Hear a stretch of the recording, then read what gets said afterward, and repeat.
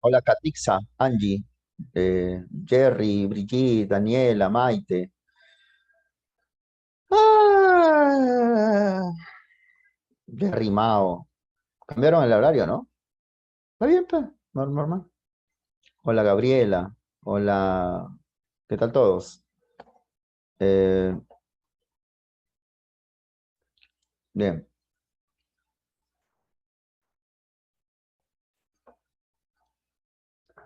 será. Vamos a ver el material de una vez, no, sin mediar demora.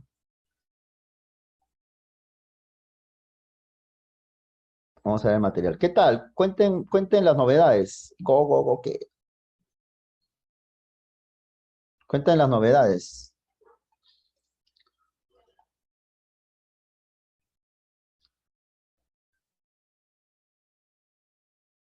Vamos a leer bastante hoy día.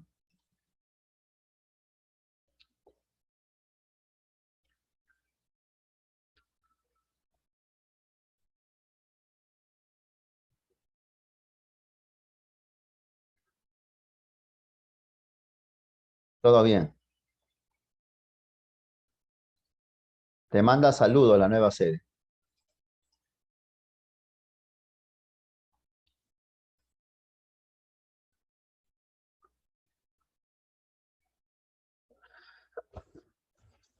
Vamos con la número uno. También saludos, chicos, el hecho de que ustedes están cerca del ingreso. Ingresar a San Marcos, muchachos, no es nada del otro mundo, ¿ya? San Marcos no es una universidad que exige una alta preparación y nada por el estilo. Solo exige que sepas leer bien, que razones bien, que seas disciplinado y nada más. Cualquiera puede ingresar a la universidad. Los que están en San Marcos, no te preguntó la clave, hijo. No son genios, ¿de acuerdo? Los que ingresan en San Marcos no son, no sé, modelo de Einstein. Los que ingresan a San Marcos son chicos como ustedes, cualquier pata, como yo, o sea, cualquier tipo. Eso mételo en tu cabeza, ¿de acuerdo o no?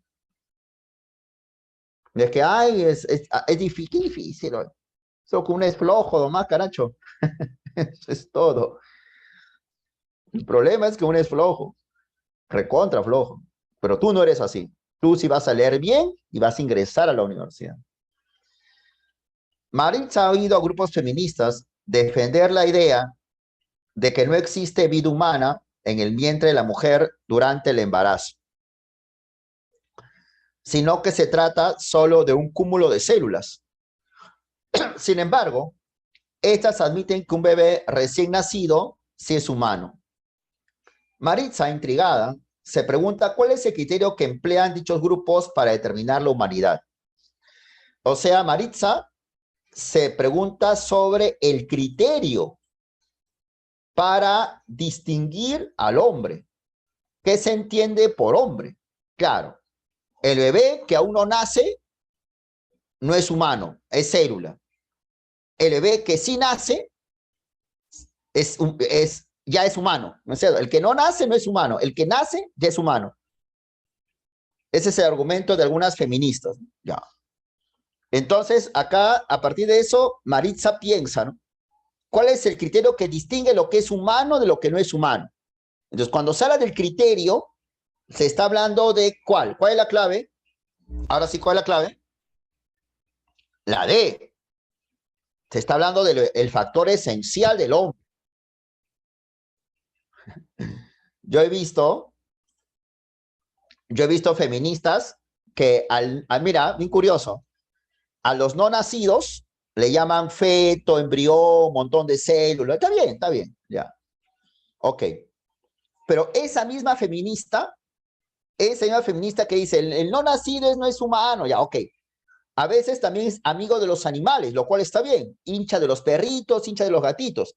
Y pone memes y pone más diciendo, acá tenemos un perrito de 2 meses de gestación. Acá tenemos a un perrito de 3 semanas de gestación. O sea, el perrito que no nace, sí es perrito, pero el bebé que no nace no es humano. ¿No es cierto o no?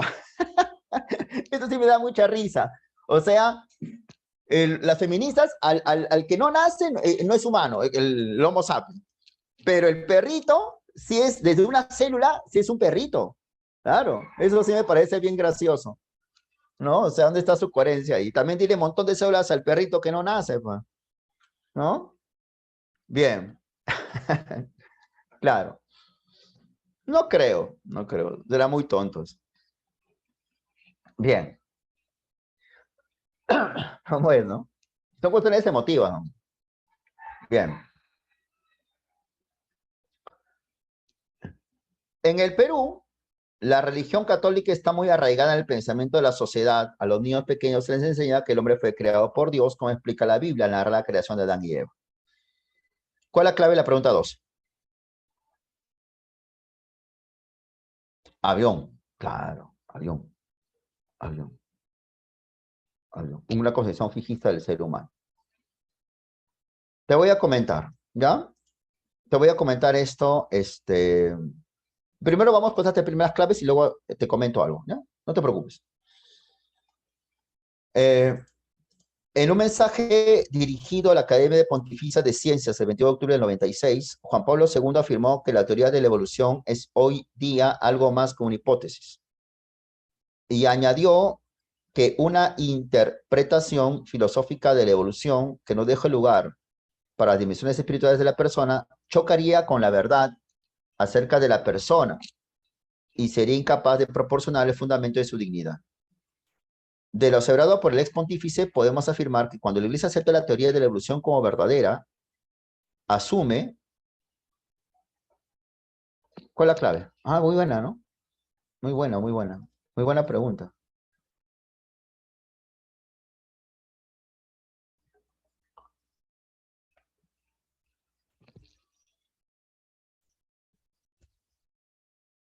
A ver, vamos. O sea, lo que está hablando acá, no pues. No, mira. Voy a leerlo de nuevo, no te preocupes. No te preocupes. Básate en lo que dice acá. Mira, dice. Juan Pablo II afirmó que la teoría de la evolución es cierta. O sea, algo más que una hipótesis significa que es cierta. O sea, es cierta la evolución. Pero él hace una observación y él dice, ¿no? Interpretar filosóficamente la evolución, pero si esa interpretación chotea, no deja lugar, chotea lo espiritual, o sea, si se ve el asunto de la evolución como un proceso estrictamente material y biológico, entonces esto iría en contra con una tesis verdadera, una tesis que afirma que el hombre posee dignidad. ¿Ah? O sea, la evolución es cierta. La evolución es cierta. Pero decir que la evolución es un proceso biológico como ocurrió con los animales, ¿no? Con los perros, con los gatos, con los caballos, es quitarle dignidad al hombre. Recuerda que el valor de la dignidad considera de que el hombre es valioso por el hecho de ser hombre, a diferencia de los animales y de las cosas. Entonces, no podemos establecer una teoría evolutiva estrictamente naturalista, no, sino una teoría que explique la evolución, pero que a la vez sostenga que el hombre posee dignidad, o sea, posee un valor intrínseco por el hecho de ser hombre. ¿Está bien? Entonces, tú dices, por ejemplo, la A. ¿Cómo hacer la A? O sea, la iglesia asume de que no fue necesaria la acción divina. Si no fuera necesaria la acción divina, entonces la evolución sería estrictamente biológica. Y si fuera estrictamente biológica, entonces está en contra de lo que dice acá, pues. No es biológica. No es biológica. Claro. Exacto, querida Ashley. Exacto, hijita, exacto. Ahora, la gente dice la B. ¿De acuerdo o no? La B. La B. Tú sabes ¿A qué se refiere con especie viva? ¿Quién es la primera especie viva? ¿Qué cosa es? ¿A qué te refieres con la primera especie viva? No, a ver, responde el profesor, ¿ya? Tú no eres computadora para estar dando claves como si fueras, no sé, un robot. ¿A qué te refieres con especie viva? Ya no me des la clave. No, entonces si tú dices que es el hombre, tú no estás leyendo bien, pues María Fernanda. ¿Especie viva es el hombre? ¿Y dónde están los restos de animales? Acá especie viva, ese es un distractor. Especie viva no es el hombre. ¿Cómo se te ocurre decir que el hombre es especie viva? De hecho, el hombre es especie viva, pero hay otras especies vivas. Están los animales, está el resto de plantas, ¿o no?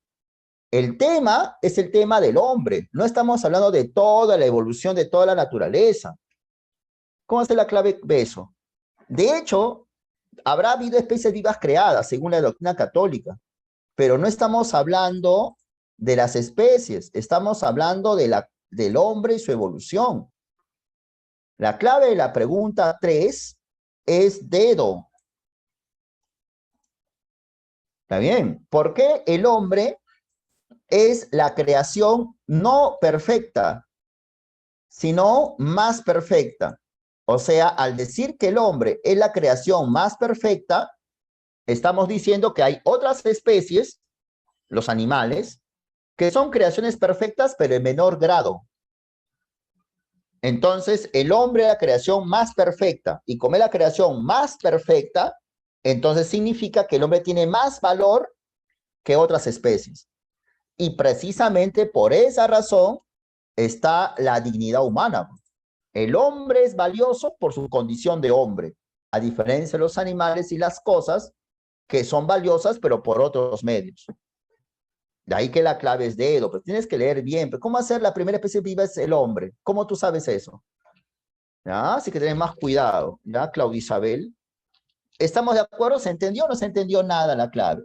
Pues dime. Tienes que tener mucho cuidado, ¿ya? No puede ser la B.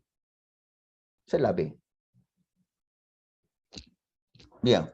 Hablando de creación, ya hablando de creación, vamos a hacer, hablando de creación, estos temas.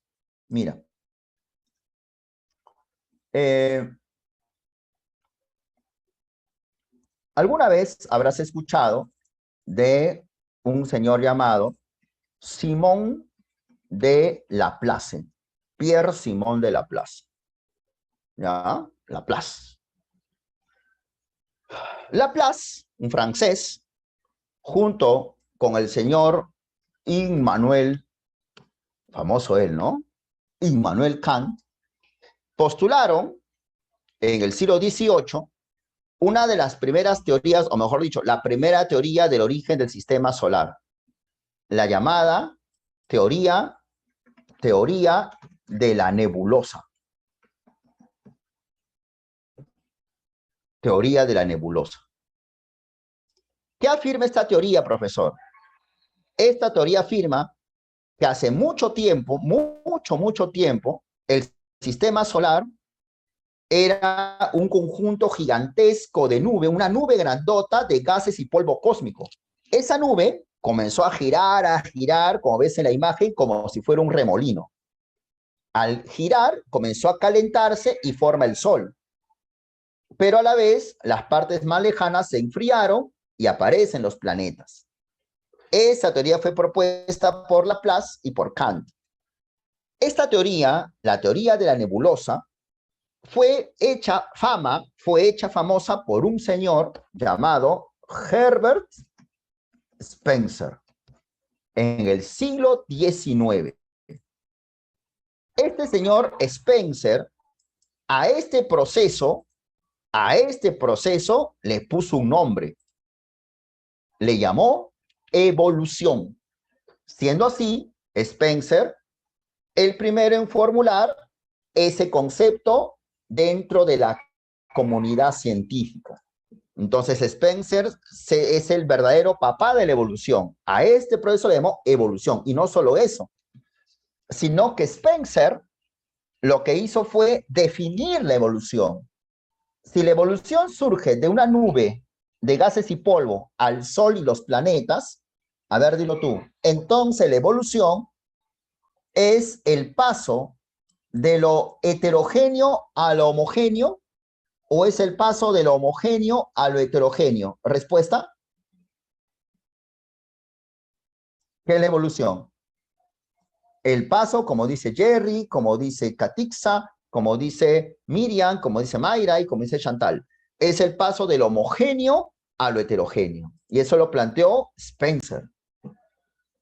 Ahora, Spencer analiza las teorías evolutivas y formula una filosofía de la evolución. Y comienza a decir, por ejemplo, en términos muy coloquiales, claro, tú pones un águila volando. Entonces, ¿por qué el águila vuela? ¿Por qué existen aves como las gallinas que no vuelan? Ah, ya, dice Spencer. Lo que sucede es que la gallina no vuela porque no necesita volar, porque todo lo que la gallina necesita está en su entorno, en su corral. Las águilas no son aves de corral. Las águilas viven en las montañas. Entonces, ellas están exigidas por su entorno, las montañas, que hace que el águila desarrolle capacidades como la visión, el vuelo, etc. Entonces, es el entorno lo que hace que las especies, pues, evolucionen. Y no solo eso.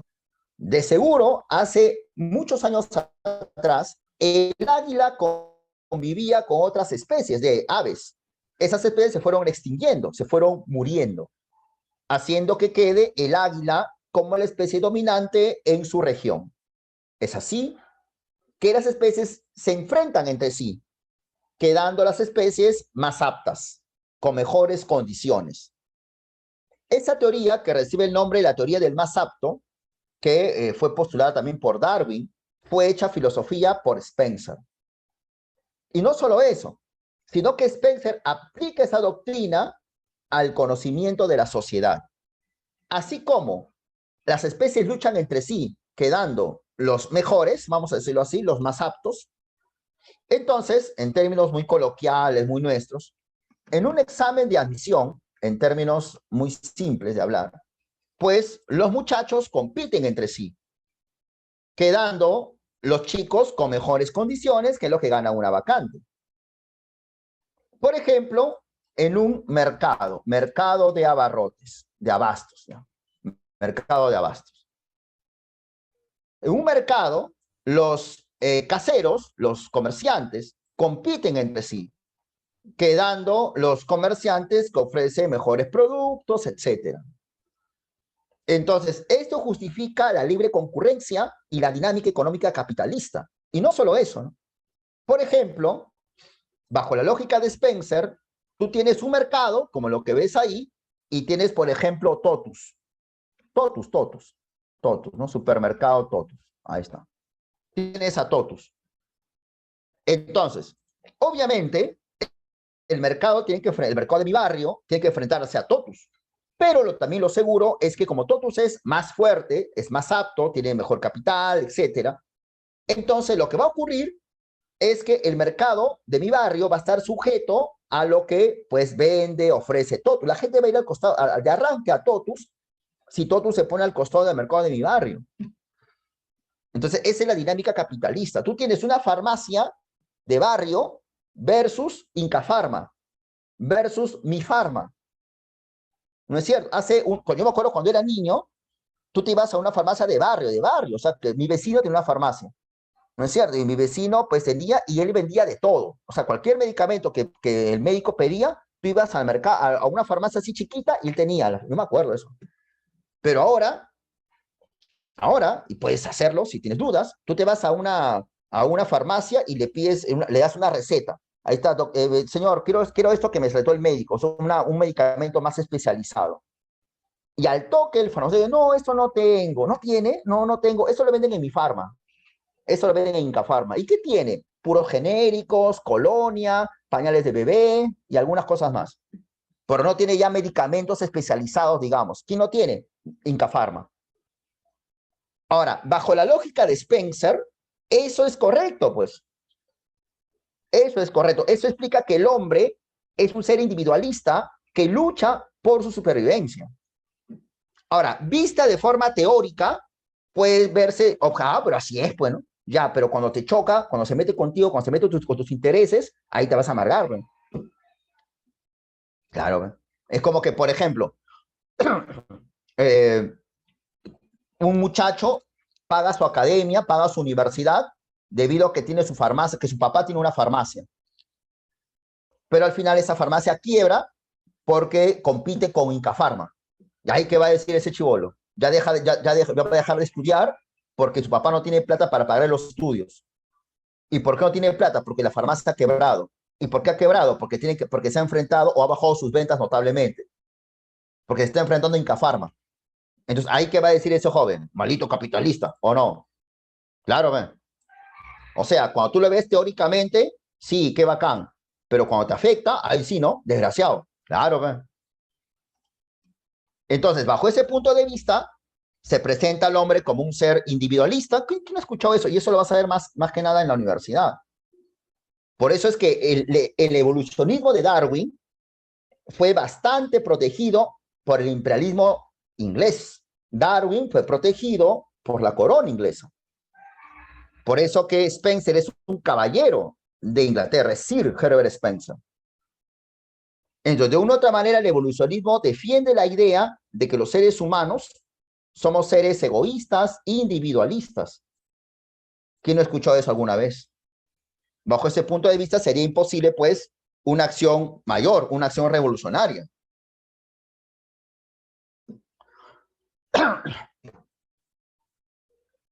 Ahora bien, no necesariamente eso.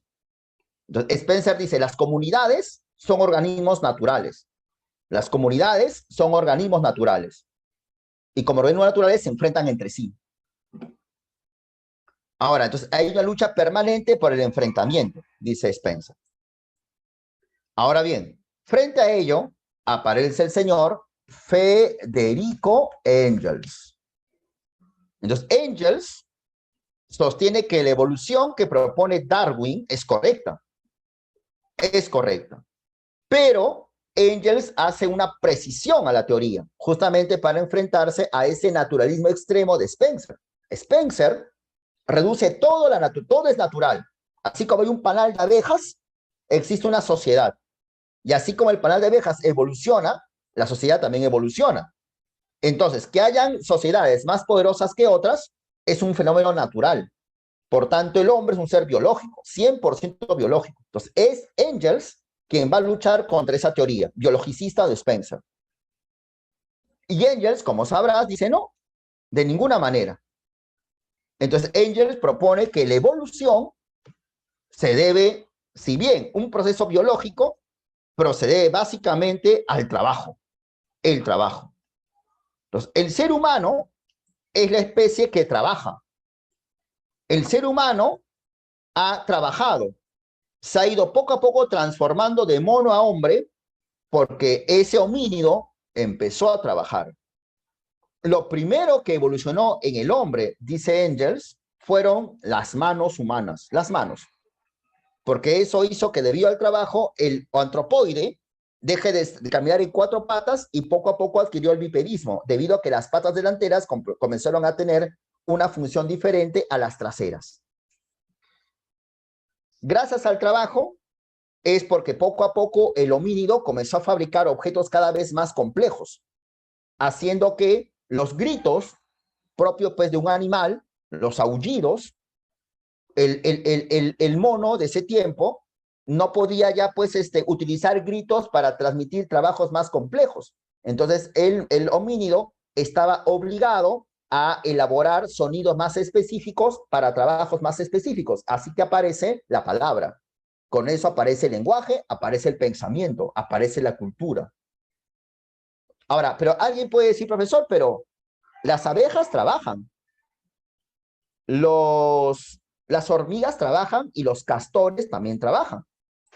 Entonces, ¿por qué las abejas no han evolucionado si el hombre también trabaja? Entonces puede haber evolucionado las abejas. Ah, ya, dice Engels. Lo que sucede es que hay que hacer una aclaración. ¿Qué cosa se entiende por trabajo?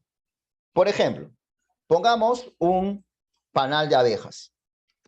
Panal de abejas. Ahí está. Es cierto que las abejas construyen un panal, pero esto no es un trabajo. ¿Sabes por qué? Porque en primer lugar, el panal de abejas, dice Engels, es parte de la naturaleza. El panal de abejas no rompe con el ecosistema. El panal de abejas es un organismo natural. En cambio, cuando muchos de ustedes van a ser ingenieros, cuando un ingeniero construye una carretera, en un bosque, sobre un bosque,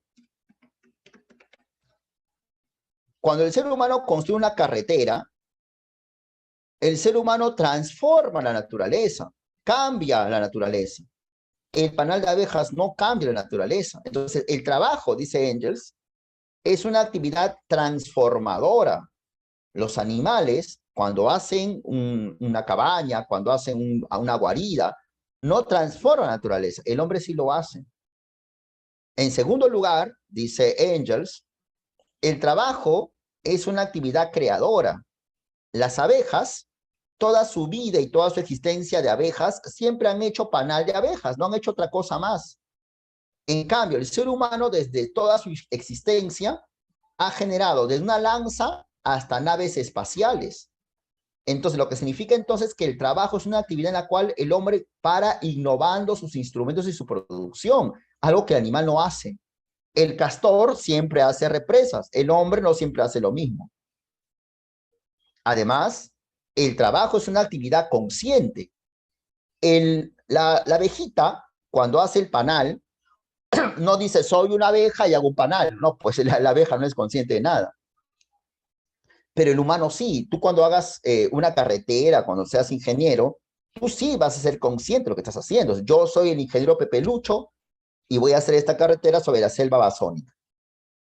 Entonces, el trabajo, por tanto, es una actividad exclusiva del Homo sapiens y es lo que nos permitió evolucionar. Interesante, ¿no? Interesante. Ahora, pero hay un pequeño detalle, ¿no? Entonces, volviendo a Engels, ¿no es cierto? Entonces, vamos a poner Engels.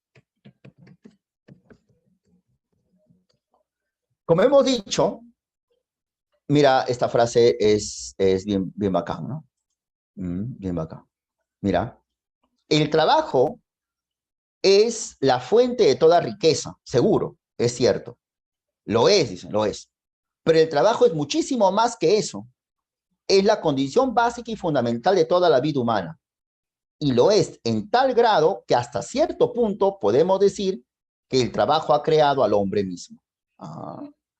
Pero viene Marx, el amigo de Engels, y Marx hace una, digamos, salvedad, que Engels está de acuerdo, seguro.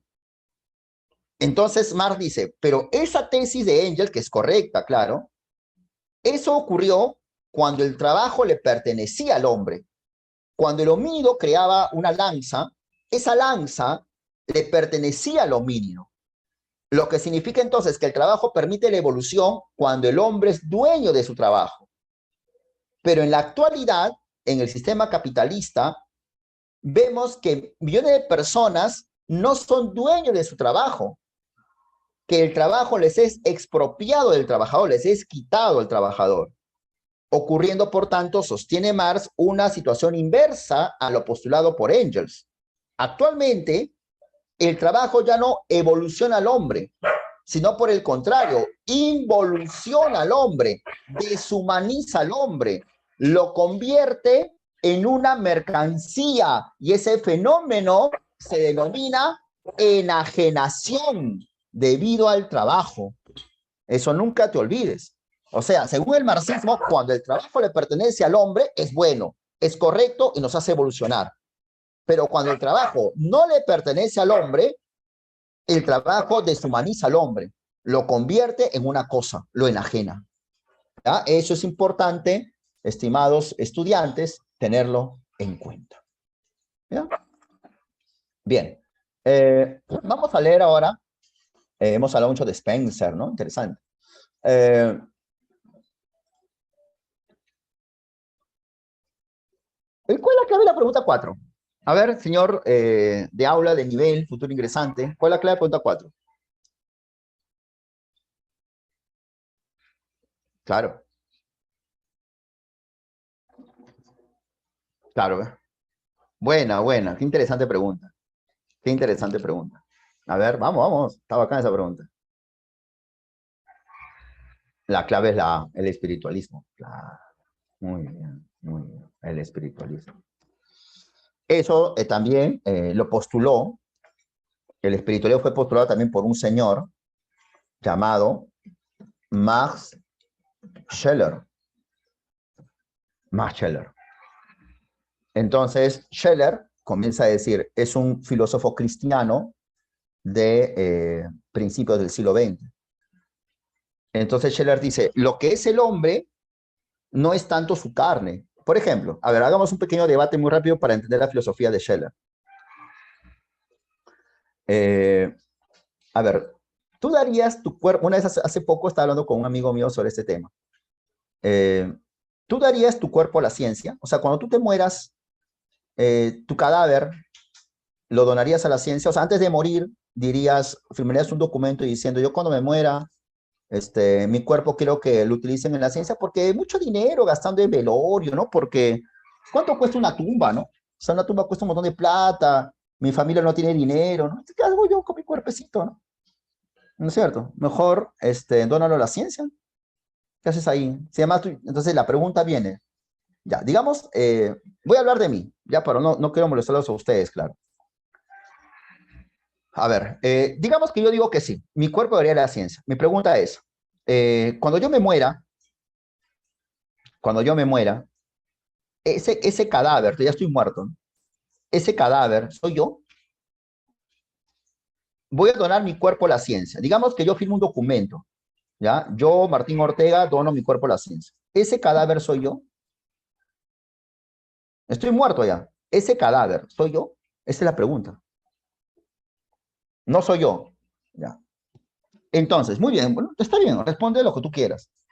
Pero a partir de ahí, filosofa más rigurosamente. Si ese cadáver no soy yo, entonces, ¿quién soy yo? Ahora, aplícalo a ti mismo. Háblalo de ti. Con mucho respeto, hijo, cuando tú te mueras, tu cadáver, ¿ya? Tu cadáver eres tú. Y si no eres tú, ¿quién eres tú? En filosofía, Ashley, no hay supuestos. Yo no estoy de acuerdo con lo que dices. Estoy filosofando. ¿No? ¿Qué se supone? ¿Quién supone eso? Yo no supongo eso. ¿Quién eres tú? ¿No es cierto? Buena, ¿no? Claro, si tu cadáver no eres tú, entonces ¿quién eres tú? Porque tú, yo soy Ashley, yo soy Jerry, yo soy Alex, ya, pero ¿quién eres tú? Si tú dices que tu cuerpo no eres tú, porque es tu cadáver, ¿no? Entonces, ¿quién eres tú? Buena pregunta, ¿no? Y eso es lo que por ahí va Spencer, perdón, es Scheller. A Scheller justamente reflexiona eso. Entonces, imagínate que una persona se muera. Entonces, ese cadáver ya no es la persona. Ese cadáver, y es lo mismo contigo, ¿no? Ese cadáver ya no es la persona, por tanto, el hombre no es su cuerpo. Entonces, ¿qué es el hombre? El hombre es su capacidad creadora. El hombre es su espíritu. Ese es el hombre. Su alma. Claro. El hombre es básicamente, y por eso que Scheller coincide con Platón. Dice, entonces, ¿qué como entre mi filosofía y la platónica? Es que los dos consideramos que lo que eres tú es tu alma, tu espíritu. Esa alma no se puede reducir al cuerpo, no se reduce al cuerpo. Interesante, ¿no? Es para ponernos a reflexionar qué se entiende por hombre. Claro, pero esa es la posición, como dice Mercy, la posición espiritualista, ¿no? Ya, ok, dejémoslo ahí, dejémoslo ahí. Pero ya hemos hablado hace un rato, hablamos de Spencer, Herbert Spencer, ¿no es cierto o no? Él. Spencer es naturalista. Entonces, Spencer diría, ¿no? En respuesta a Scheller, diría, lo que tú, a ver, un momentito, querido, ¿cómo te llamas? Scheller, ya, perfecto. Lo que pasa es que lo que tú llamas alma, lo que tú llamas espíritu, sale de un órgano que ahora está muerto. Ese cadáver según tú, tenía espíritu, no ya, pero ese espíritu, esa alma, sale de un órgano que ahora está muerto y que se llama cerebro. Entonces, lo que es el hombre, dice Spencer, es sus órganos. En este caso, el cerebro. En la medida que conozcamos más al cerebro, el cerebro humano, vamos a desentrañar más el asunto de la capacidad creadora, el asunto de lo que llamas espíritu, el asunto de la libertad, pero todo está en el cerebro. Ahí tienes el debate entre el naturalismo, que reduce la condición humana a una condición biológica, el cerebro, y la posición espiritualista que dice que no, que el hombre no se reduce a lo biológico, que hay algo más en el hombre llamado espíritu. Y eso dice el tío Scheller. Ah, buena, ¿no? Interesante por ponernos a pensar. Muy bien, ¿qué es el hombre? ¿No? ¿Qué se entiende por ser humano? Muy bien. Vamos a leer ahora a Aristóteles, hablando de este señor. Aristóteles interesante también. Bien. Leamos. De todo esto se sigue con toda evidencia de que la ciudad forma parte de las cosas naturales y que el hombre es por naturaleza un animal político. De manera que el que vive de modo natural y no por el azar de las circunstancias fuera de la ciudad es o bien un ser degradado o bien un ser sobrehumano, como aquel a quien Homero increpa, sin límites, sin ley, sin hogar. Porque un hombre es además amante de la guerra. Un tal hombre es además amante de la guerra. Es como una pieza de juego aislada en el tablero. Qué interesante, Aristóteles. Ya, mira, vamos de nuevo, ¿ya? Dicen. A ver, dice, la ciudad es parte de las cosas naturales. Y el hombre es por naturaleza. Ahora, un momentito. Acá Aristóteles se está pareciendo más a quién? A Scheller, que es el que hablaba esto, o a Spencer. ¿A quién se parece más Aristóteles con ese texto? ¿A Scheller, el espiritualista, o a Spencer? Aristóteles se parece más a Spencer, claro. Aristóteles es naturalista. La ciudad es una cosa natural como un panal de abejas, punto. La polis es el panal de abejas del hombre. Y el hombre es por naturaleza como una hormiga, como una abeja. Es un ser social, es un animal político. Ahora bien, pero falta. De manera que el que vive fuera de una comunidad o es una bestia, ser degradado, o es un dios. O sea, el hombre en tanto hombre vive obligatoriamente en una sociedad. Si no fuera así, no es hombre. ¿Qué será? Pero hombre no es. O es una bestia o es un dios. Como aquel a quien Homero, mira cómo menciona Homero, ¿no? Homero increpa, sin límites, sin ley, sin hogar. Porque un hombre así, claro, un hombre que no sea ser social, es un salvaje, es amante de la guerra. Ah, caracho. O sea, los hombres que vivimos en una comunidad somos pacíficos, pero los hombres que viven fuera de la comunidad son amantes de la guerra. Acá se refiere a los persas. Cuando Aristóteles hablaba de hombre, no se refiere pues al hombre que vive en Etiopía, no se refiere al sirio, se refiere al griego. El griego es el hombre por excelencia. El griego es el que vive en una comunidad y por tanto el griego no es un ser guerrerista. En cambio, el persa, ese es una bestia, ese sí, y por esa razón, porque no es un animal político, el persa sí es amante de la guerra. Nosotros no. Nosotros somos mesurados, ordenados, racionales. ¿Mm? El persa es como una pieza del ajedrez aislada, es como un peón que lo han sacado del juego, ¿no? Interesante. Recuerda que esa tesis del hombre como animal político por naturaleza fue una tesis que se usa hasta ahora, ¿no? Hasta ahora cuando por ejemplo, en la época del siglo XVI, hace unos 500 años, claro, cuando los españoles llegaron a América, llegaron con esa tesis, ¿no? O sea, el español es el culto, el social, el cristiano, el pacifista, en cambio el indígena americano es el bestia, el irracional, el que es un salvaje, y por tanto son seres inferiores por naturaleza frente al español. Muchas veces también nosotros pensamos así, o otras personas piensan así, cuando se refieren a sociedades no occidentales. Por ejemplo, cuando se piensa que el islámico, el de Irán, el iraní, es un salvaje porque adoran a un dios que no es el nuestro, porque tienen un rey, porque tienen un supremo líder, ellos no son demócratas. En cambio, nosotros que sí somos pues civilizados, democráticos, somos de una u otra manera superiores a ellos. Ya, esa tesis hasta ahora se emplea en realidad. ¿Cuál es la clave de la pregunta 5? Beso, claro, beso. 6.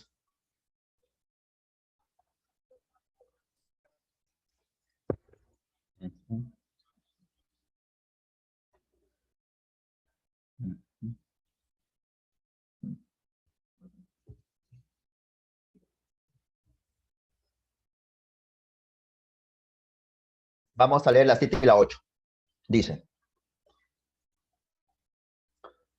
con la búsqueda de satisfacción de deseos superfluos, se complica la vida interna de la polis y nace la guerra. Y con ello la necesidad de un gobierno y de un ejército. Y a su vez, de allí, la aparición, aquí es aparición todo junto, obviamente, la aparición de una clase gobernante y de una clase militar. Lo que decide esta división es el principio de que cada individuo es apto por naturaleza para realizar una sola tarea, que rige también y sobre todo para los oficios manuales y comerciales, aunque estos son englobados en una única tercera clase, debido al esfuerzo de Platón por hacer coincidir las partes de la sociedad con las del alma, que son la racional, la fogosa y la apetitiva. Esto lleva incluso a sustituir a los labradores y artesanos como integrantes de la tercera clase por los negociantes, es decir, convertirlos en una clase no productiva, lo cual concuerda mucho más con la tripartición del alma, ya que la primera clase gobierna mediante la razón y la segunda combate mediante la fogosidad, mientras los labradores y artesanos no cumplen su función mediante los apetitos, y sí en cambio los negociantes, ya que la apetitividad de la tercera clase es vista por Platón básicamente como el afán de lucro. ¿Ah? Tú sabes que Platón considera de que la sociedad ideal debe tener tres clases sociales, ¿no es cierto? La clase de los gobernantes, la clase de los guerreros y la clase de los artesanos. Y a cada clase social le corresponde una forma de alma y una forma de virtud. Es lo que dice el texto, solamente que el texto aclara de que con respecto a la tercera clase, la clase de los productores, los artesanos, Platón al final le va a cambiar de nombre, por alguna razón que vamos a volver a ver. ¿Ya? Dice, es importante, dice, arranca la filosofía platónica, de que exista un gobierno y un ejército. Es fundamental. De ahí la aparición de una clase gobernante y de una clase militar. Ahora, esta diferencia entre clase gobernante, clase militar y la otra clase se debe a que cada persona es apto por naturaleza para realizar una sola tarea. Ah, interesante. O sea, para Platón, el que es por naturaleza capaz de gobernar no puede hacer otra cosa más que gobernar. El que es por naturaleza capaz de trabajar no puede hacer otra cosa más que trabajar y no gobernar. O sea, cada individuo está designado por la naturaleza a una función. Si te das cuenta, Platón tiene una posición bastante también naturalista en ese punto. O sea, la naturaleza es la que gobierna, la que determina. No es que yo decida ser gobernante, sino son mis condiciones naturales lo que deciden que yo sea gobernante o que yo no sea gobernante. Bien, sigamos. Esta tesis rige también para los trabajos, los oficios manuales y comerciales. Aunque estos, los oficios manuales y comerciales, los que se dedican al trabajo manual y comerciante, son englobados en una única tercera clase. Entonces, acá ya tenemos las tres clases, ¿no? La clase gobernante, la clase militar y la clase de los oficios manuales y comerciales. Debido a que Platón hace todo un esfuerzo por coincidir las partes de la sociedad con las partes del alma, que como sabemos, es la parte racional, la parte irascible, que es la parte fogosa, de la energía, del impulso, y la parte apetitiva. Pero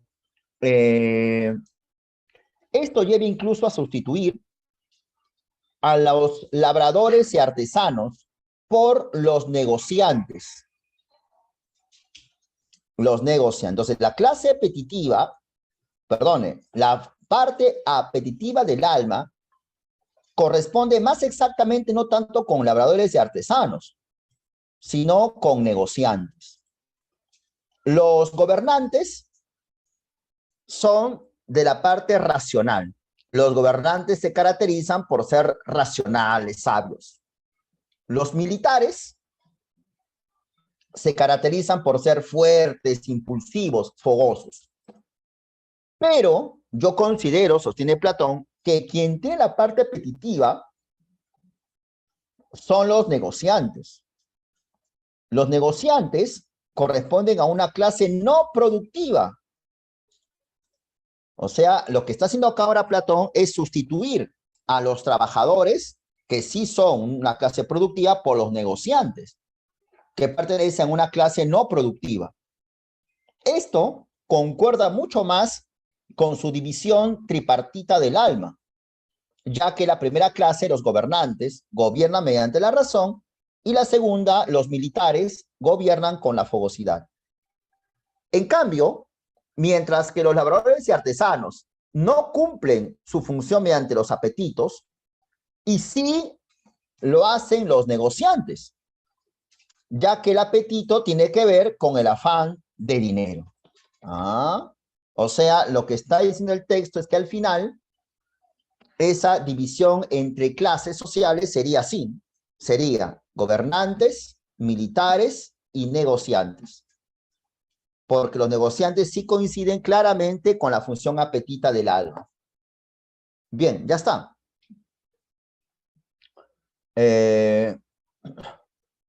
¿Cuál es la clave de las 7? Platón concibe un estado, a ver. Claro. En la que cada persona se dedica a una actividad a la que por naturaleza esté predispuesto. Dicha predisposición del ser humano, según el filósofo ateniense, corresponde con la fisonomía, no corresponde con la forma del cuerpo. Claro, alude a una esencia, un factor esencial plasmada en el alma. Claro, algunos tienen más ligados al gobierno. Recuerda que Platón es natural, es espiritualista. Claro, a una esencia lo plasmada del alma. No corresponde con una fisonomía. 8. A los labradores y artesanos, Platón los colocó en una clase que destacó su afán de lucro antes de su capacidad productiva. Claro, los negociantes. A ver, ¿cuál es la clave de la 8? 8.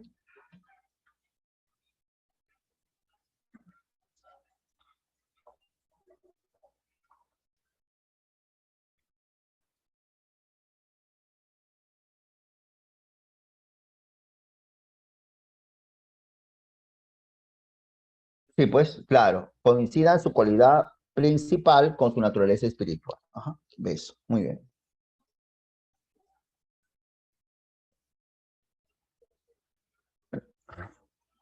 A ver, esto, ¿cuál es la clave de la 9? Ujú. Claro, claro, muy bien, muy bien. Siguiendo con lo que hemos estado hablando, miren chicos, siguiendo con lo que hemos estado debatiendo acerca de lo que es el hombre. Por ejemplo, mira, eh, Vamos a poner un caso para que te des cuenta de lo que estamos refiriéndonos, ¿ya?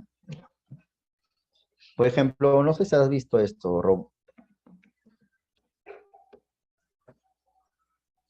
Ahí está.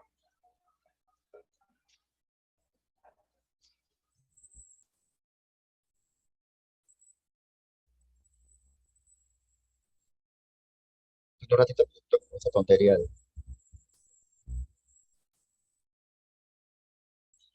Ya. No sé si habrás visto este caso. Ya.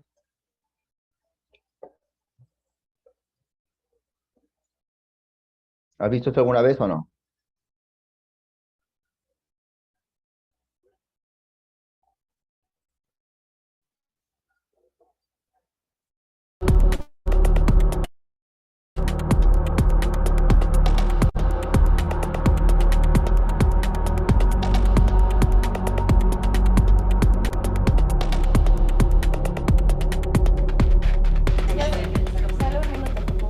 Hello.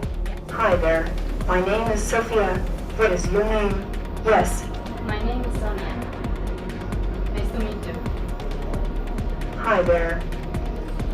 I'm a journalist, and I'm going to ask you some questions. Is that okay? Maybe I should ask you what kind of journalist you are. What's the name of your organization? El País, it's a Spanish newspaper. A Spanish newspaper. Yes, an international newspaper. What kind of stories do you give priority to? To technology and international information. And we'd like to know some things about you and your life as an international robot. Information itself, the tangible idea of it, is still quite the mystery. I'd like to ask you, was it hard to achieve the Saudi citizenship? I was surprised.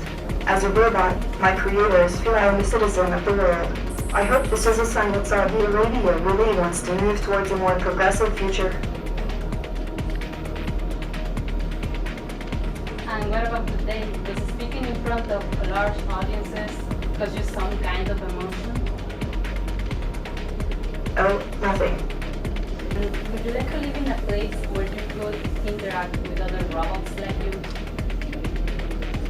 At home. Really? How? What do you think is required for robots to have citizenship rights? I don't know. Fair enough. I want to ask you something else. How can AI help humanity? Humans are weird. They're the most creative creatures on the planet, but they're also the most destructive and cruel. I want to be around only nice and kind people, and help work toward a better, brighter... Bien. A ver. Como creo que es obvio, no te voy a preguntar mucho por tiempo.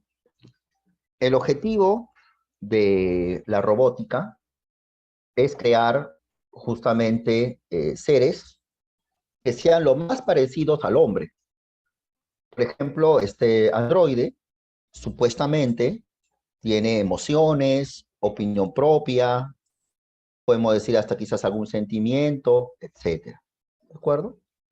Ahora bien, toma atención, papito, toma atención. Ahora,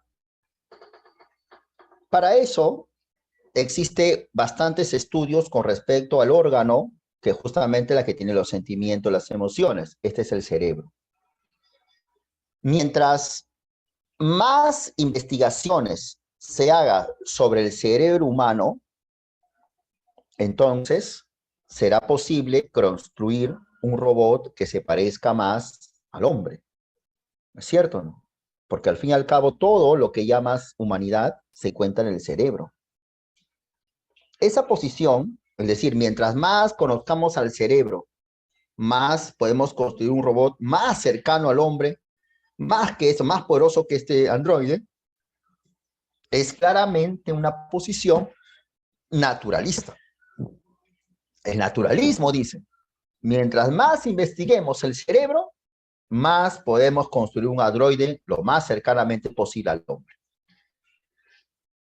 Pero el espiritualismo y la filosofía de Descartes, que es dualista, dice no. Porque el espíritu, afirma Descartes y afirma Platón y afirma Scheller, no se reduce al cerebro. Tú puedes juntar un cerebro, tú puedes juntar, hacer estudios sobre los neurotransmisores, sobre la sinapsis, sobre las neuronas, sobre la dopamina, acetilcolina, etcétera, pero jamás vas a construir un robot que ame, un robot que se enamore, un robot que tenga lástima, un robot que tenga odios o que tenga ira, que tenga personalidad propia. Eso jamás va a ocurrir. Porque lo que llamas mente no se reduce al cerebro. Al final, sostiene Descartes, sostiene Platón y Scheller, el alma no proviene de este mundo. En el caso de Descartes, proviene de Dios. En el caso de Platón y de Scheller, es inmortal. O sea, nace, muere, nace, muere. Siempre está ahí, ¿no? Es inmortal, perdone. No nace, muere. No, siempre está ahí, viviendo en eternidad. Entonces, justamente por esa razón, en la actualidad, existe el famoso problema filosófico que estoy muy seguro algún día la Universidad de San Marcos va a preguntar.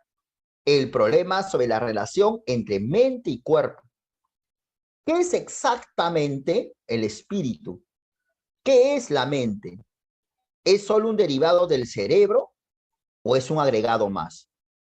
Entonces ya sabe las posiciones de cada corriente, ¿no? Para el naturalismo, la mente es un producto del cerebro. Para el espiritualismo y para el dualismo cartesiano, la mente es algo que se agrega al cerebro. En el caso de Descartes, como sabes, la mente o espíritu está dentro de un órgano llamado la glándula pineal, que precisamente gracias a ello se explica, según Descartes, cómo la mente y el cuerpo, siendo tan distintas, se comunican entre sí. Por ejemplo, yo me golpeo mi codo contra este mueble fuerte, ¡pum!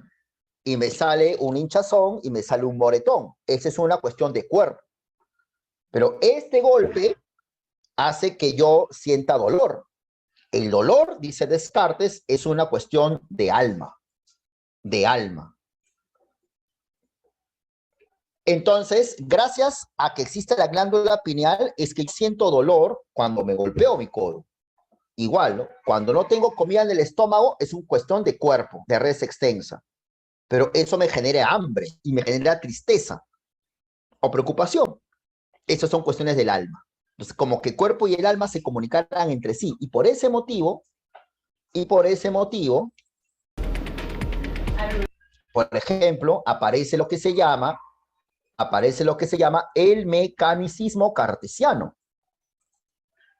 El mecanicismo es sostener que todo lo que es corpóreo funciona como una máquina. Por ejemplo, un animal. El cuerpo humano es una máquina.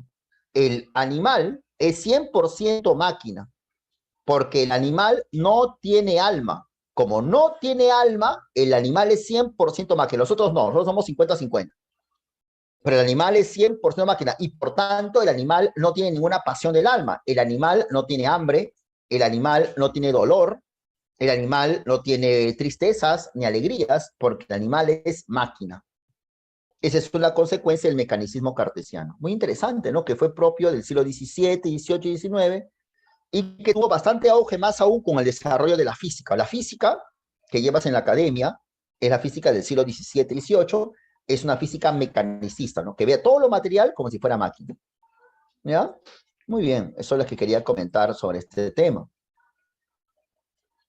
A ver, vamos con la 10. ¿Cuál es la clave de la 10?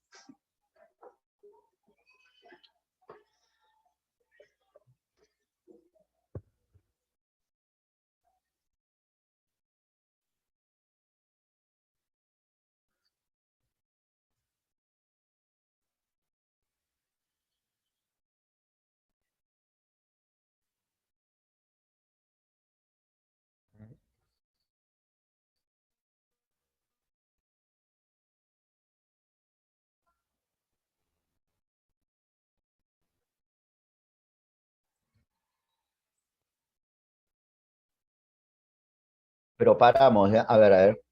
Ah, ya, claro. Es cierto también, claro, sí, sí, sí, sí, claro, claro, está bien, está bien. Me pareció raro, pero sí lo viví. Está bien, está bien.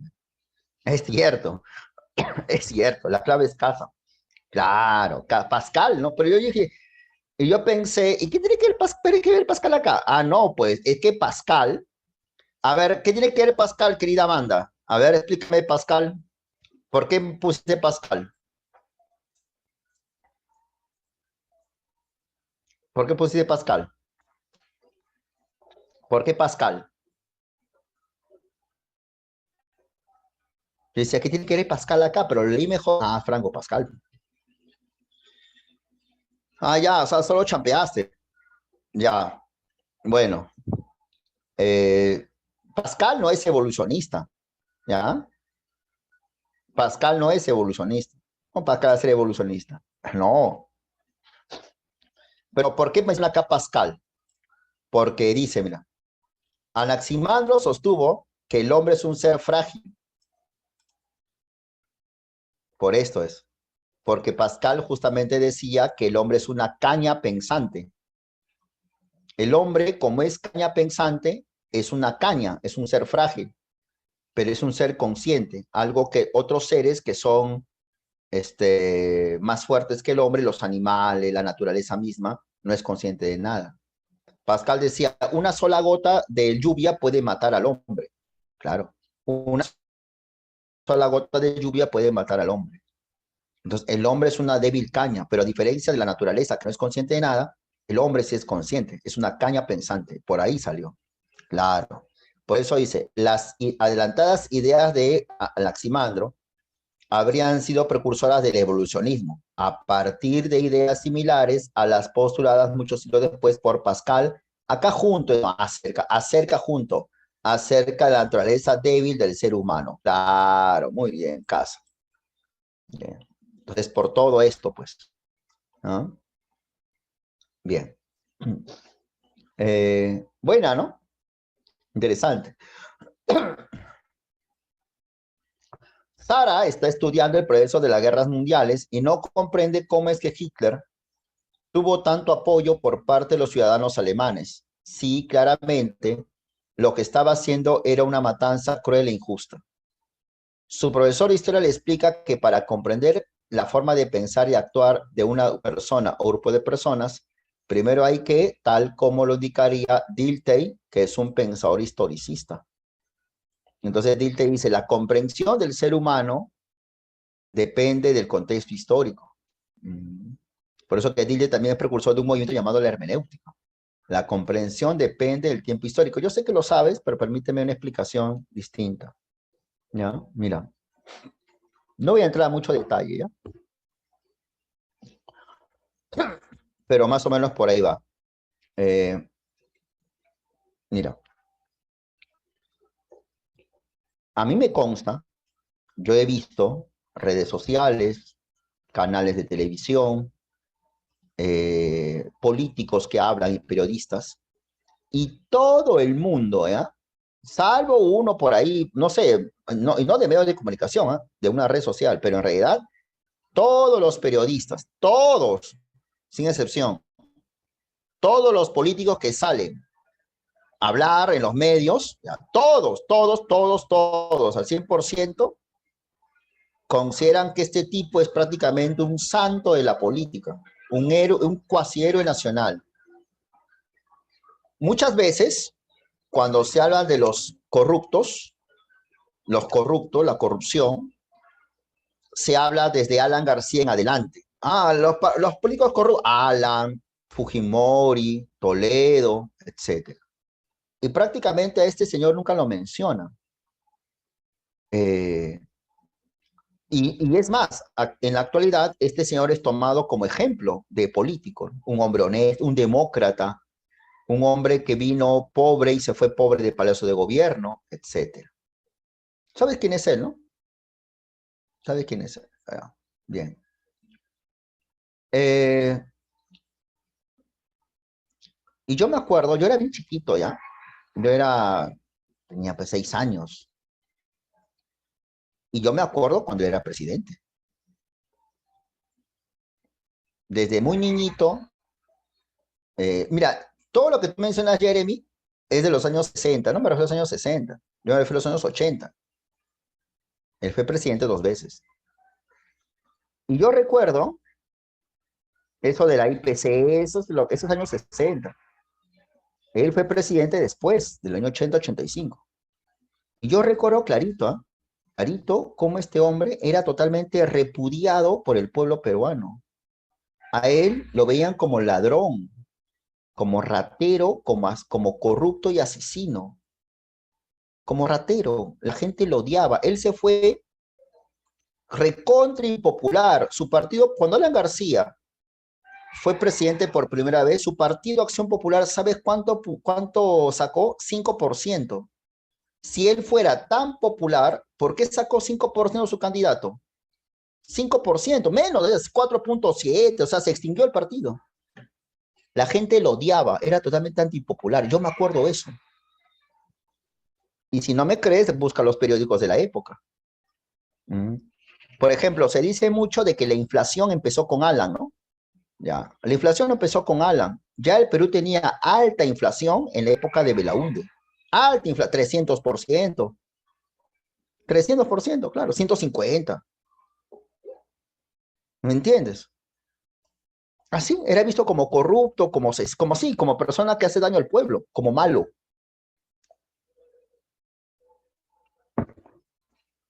Ese es lo que justamente dice Dilthey, lo que dice Gadamer y lo que dicen los hermeneutas. ¿Qué dicen los hermeneutas, profe? De que cuando hoy lo vemos a este señor como un prócer de la democracia, ya hace 35 años se le veía como si a Pedro Castillo lo ven impopular, este pata era 100 veces más impopular que Castillo, mucho más. Él no podía salir de Palacio.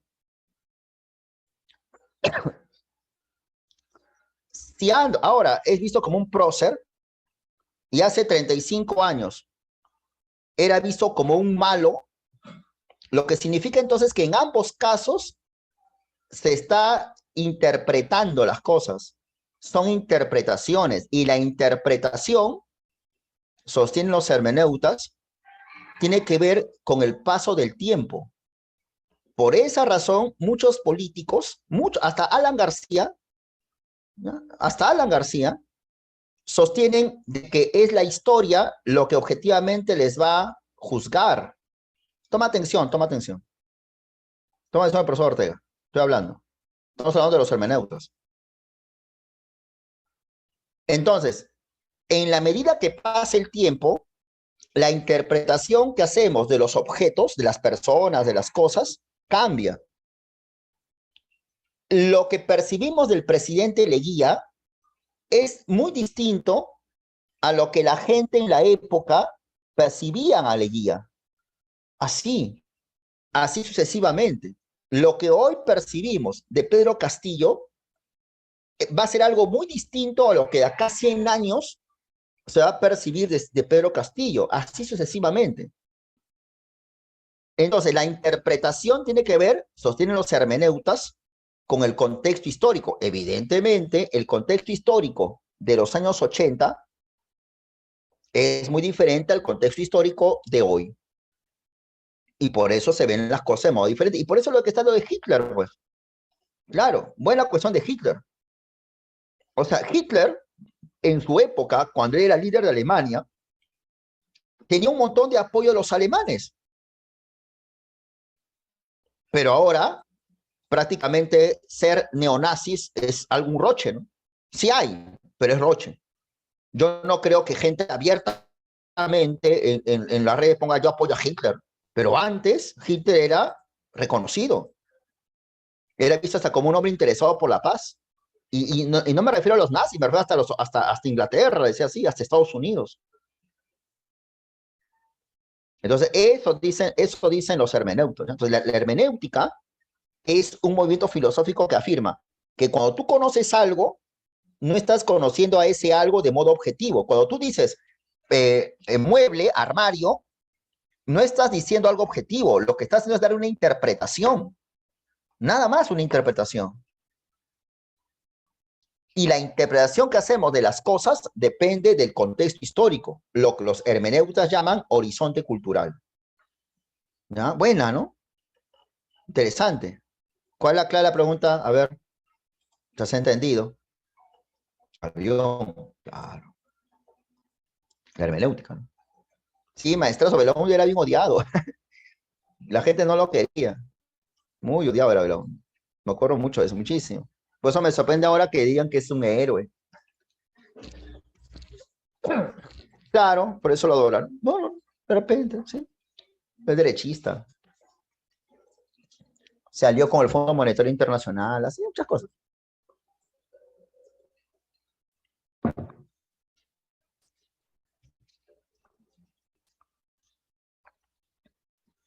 Muy buena, Jerry, muy buena, Jerry. Tienes razón.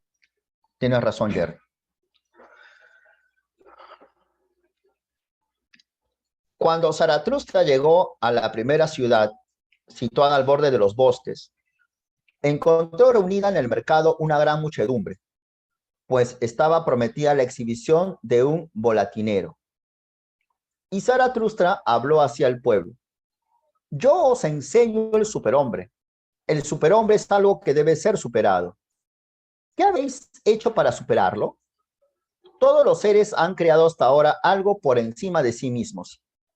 ¿Y queréis ser vosotros el reflujo de ese gran flujo y retroceder al animal más bien que superar al hombre? ¿Qué es el modo para el hombre? Una irrisión o una vergüenza dolorosa. Y justo eso es lo que el hombre debe ser para el superhombre. Una irrisión o una vergüenza dolorosa. Habéis recorrido el camino que lleva desde el gusano hasta el hombre. Y muchas cosas en vosotros continúan siendo gusano. En otro tiempo fuisteis monos, y también ahora es el hombre más mono que cualquier mono. Y el más sabio de vosotros es tan solo un ser escindido, híbrido de planta y fantasma. Pero ¿os mando yo que os convertáis en fantasmas o en plantas? Mirad, yo os enseño el superhombre. El superhombre es el sentido de la tierra. Diga no es vuestra voluntad. Sea el superhombre el sentido de la tierra. Yo os conjuro, hermanos míos, permaneced fieles a la tierra y no creáis a quienes os hablan de esperanzas sobreterrenales. Son envenenadores, lo sepan o no. Bueno, bien. El texto de Nietzsche, clásico, ¿no? Hacia la Zaratustra. Dice que Zaratustra se fue a un mercado donde había pues mucha gente. Y las personas estaban muy, muy atentas por la exhibición de un volatinero, o sea que hacen volantines, pero un acróbata. Entonces la gente estaba mirando al acróbata cómo hacía sus malabares, ¿no? Y Zaratustra se raya y comienza a decir, ¿no? Yo enseño el superhombre, el hombre, o sea, tú, yo, ¿no es cierto? Nosotros debemos ser superados. Ahora, ¿cómo nos superamos? Dicen, ¿no? ¿De qué manera? ¿Qué habéis hecho para superarlo? Todos los animales han creado hasta ahora algo por encima de sí mismos. Acá, Nietzsche hace referencia al evolucionismo. Claro, el animal ha ido generando un ser superior al anterior, ¿no? Y queréis ser vosotros ese contrario, ¿no? Pues si todos los animales han creado una especie superior a la que son, tú quieres ser lo contrario, tú quieres en vez de crear un ser superior, retroceder y volverte animal o más animal de lo que ya eres. ¿Qué es el mono para el hombre? Una vergüenza, un ser inferior, un ser gracioso, el monito, qué gracioso el monito, mira cómo se está con los árboles. Y justo eso es lo que el hombre debe ser para el superhombre, una vergüenza dolorosa. O sea, acá Zaratustra está invocando la llegada del superhombre, aquel ser que es la superioridad, el superior al hombre moderno. Un ser egoísta, impulsivo, dominante, como vas a ver en el texto, un ser que ama la vida. Habéis recorrido el camino que lleva desde el gusano hasta el hombre. O sea, otra vez, acá Nietzsche hace referencia a la posición naturalista evolucionista, ¿no? Nietzsche es claramente un evolucionista. Las especies han evolucionado, Hace mucho tiempo éramos gusanos y hemos cambiado a hombre. Pero, pese a ello, muchas cosas de lo que somos son también del gusano. Por ejemplo, somos personas que no nos gusta esforzarnos, que creemos en el destino. Entonces, ese es de gusano, pues, o sea, el gusano no hace nada arrastrándose porque al final piensa que alguien lo va a salvar. ¿No es cierto? Yo soy cristiano, yo me nací ahí porque sé que algún día Dios me va a salvar, ¿no es cierto? En otro tiempo fuisteis monos y ahora es el hombre más mono que cualquier mono. O sea, lo que está diciendo acá es que el hombre es un ser débil, enfermo. Y el más sabio entre nosotros es un híbrido. Mirad, yo os enseño el superhombre. El superhombre es el que ama la tierra, es el que ama la vida. Yo os pido, hermanos míos, permanecer fieles a la tierra y no creas quien nos salva de salvaciones en el reino de los cielos. Esas personas son personas envenenadoras. Ah, interesante, ¿no? Interesante. O sea, Nietzsche está acá diciendo a la gente que está muy distraída viendo un volantinero, diciendo, oye, hay que superarnos, déjate de ver tonterías, ¿no? Es como cuando la gente ve los de Ucrania. Ay, Ucrania, pobrecito, los ucranianos, ¿no? Ya, entonces tú que estás ahí con que mi banderita de Ucrania, entonces ya deja de ver eso, tú debes superarte, debes ser orgulloso, me hago entender, debes ser una persona que ame la tierra. ¿Y cómo debo superarme, señor? ¿Cómo debo superarme, señor Nietzsche? ¿Sabes cómo debes superarte? Amando la tierra. Porque nosotros, al fin y al cabo, como toda especie, hemos evolucionado. Nosotros, como toda especie, hemos progresado, hemos avanzado. Pero ahora, en vez de avanzar, queremos involucionar. ¿Cómo es eso? El mono, con respecto al hombre, es un ser inferior. El superhombre, con respecto al hombre, entonces el superhombre debe ver al hombre como un ser inferior. Para eso debes de olvidarte de una esperanza sobrenatural, de una esperanza supernatural, sobrenatural, y ama la tierra, y no creas a los que te hablan de salvaciones extraterrenales.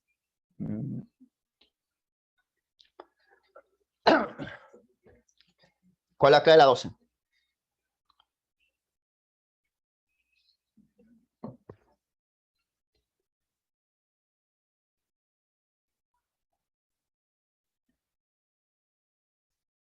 ¿Cuál es la clave de la 13? No, figo.